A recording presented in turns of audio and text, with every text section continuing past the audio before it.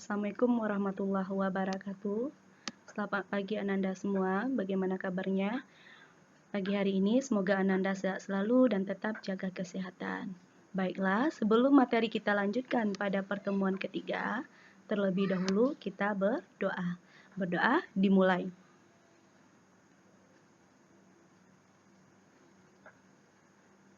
Berdoa selesai. Nah, baiklah, pada pertemuan ketiga kita melanjutkan materi kita di pertemuan kedua.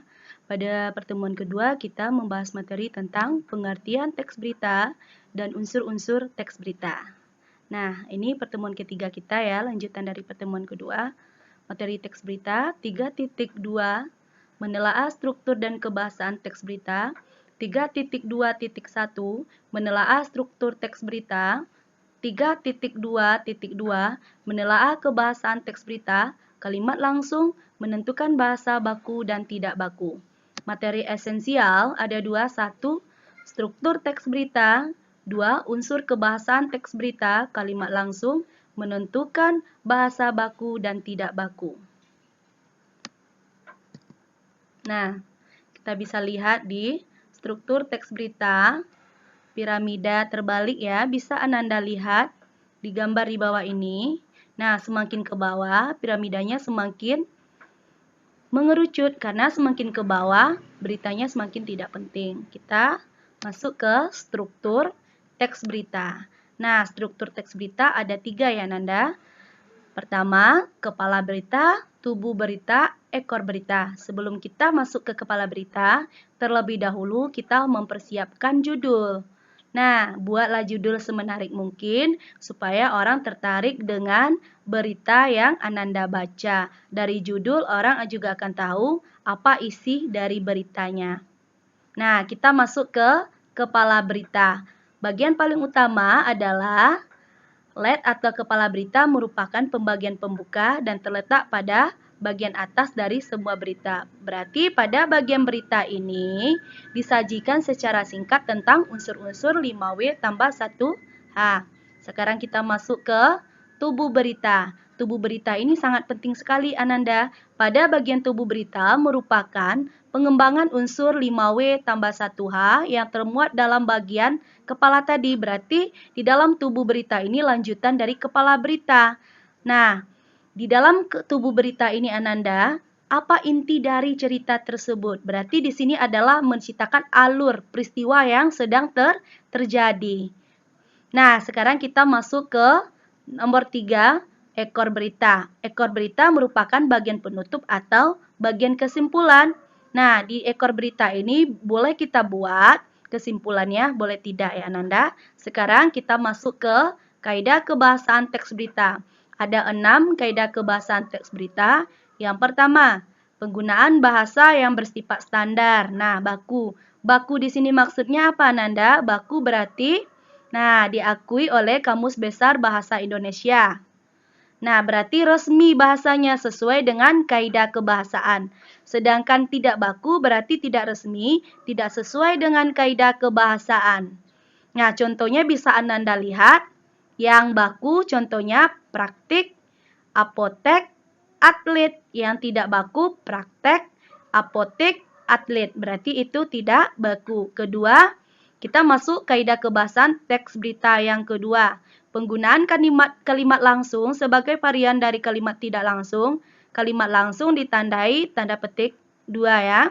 Nah, ini contohnya kalimat langsung berarti kalimat yang disampaikan secara langsung tertuju kepada orang yang bersangkutan. Nah, contohnya, tolong buka pintu, kata ayah. Kata Lisa, saya nanti sore akan ke rumahmu. Berarti ini adalah contoh kalimat langsung yang disampaikan secara langsung kepada orang yang ditujunya. Nah, sekarang masuk ke kaidah kebahasaan teks berita yang ketiga. Penggunaan konjungsi bahwa yang berfungsi sebagai penerang kata yang diikutinya. Hal ini terkait dengan pengubahan bentuk kalimat langsung menjadi kalimat tidak langsung. Contohnya, sejumlah staf Atpel Manado mengatakan bahwa kepala Atpel sudah pulang. Berarti ini adalah kalimat tidak langsung. Nah, masuk ke kaidah kebahasaan teks berita yang keempat. Penggunaan kata kerja mental atau kata kerja terkait dengan kegiatan dari hasil pemikiran. Kata yang dimaksud antara lain memikirkan, membayangkan, berasumsi, berkesimpulan. Berarti ini contohnya bisa Ananda lihat ya. Mereka memikirkan solusi dari peristiwa yang memilukan. Berarti itu adalah sebuah tindakan. Nah, kaidah kebahasan teks berita yang kelima, penggunaan kata keterangan waktu dan tempat. Nah, bisa Ananda lihat contohnya, mana di sini yang keterangan waktu dan mana yang keterangan tempat. Nah, bisa Ananda lihat ya, sekitar pukul 12.45 waktu Indonesia Barat, Sabtu tanggal 15 bulan 3 2014, itu adalah menunjukkan keterangan waktu. Nah, keterangan tempatnya langit Riau tanpa mendung.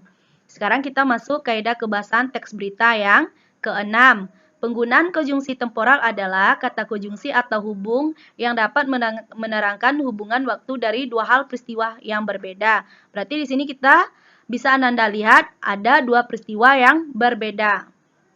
Nah, contohnya sekitar pukul 12.45 waktu Indonesia Barat, Sabtu tanggal 15 bulan 3 2014, langit Riau tanpa mendung, tak lama kemudian hujan yang diharapkan semua masyarakat akhirnya pun turun.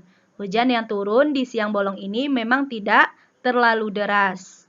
Nah, peristiwa yang kedua itu lokasinya masuk perkampungan, jadi masuk Jalan Fatmawati Raya, kemudian masuk Jalan Cipete, dan masuk Jalan Haji Jian. Kata petugas pemadam kebakaran Jakarta Selatan. Berarti di sini adalah menerangkan hubungan waktu dari dua hal peristiwa yang berbeda. Setelah ini, Ibu memberikan tugas kepada Ananda. Tugas Ananda kerjakan di LKS halaman 12 kegiatan 4. Buat satu berita, Ananda tentukan di sana struktur teks beritanya. Di dalam berita Ananda tentukan mana kepalanya, mana tubuhnya, mana ekornya. Ya Ananda, bisa Ananda lihat contohnya di LKS Ananda halaman 10. Nah, baiklah Ananda, pelajaran untuk hari ini Ibu akhiri. Mohon maaf kalau ada salah kata yang kurang menyenangkan. Ibu sudahi dengan wabillahi taufiq wal hidayah. Wassalamualaikum warahmatullahi wabarakatuh.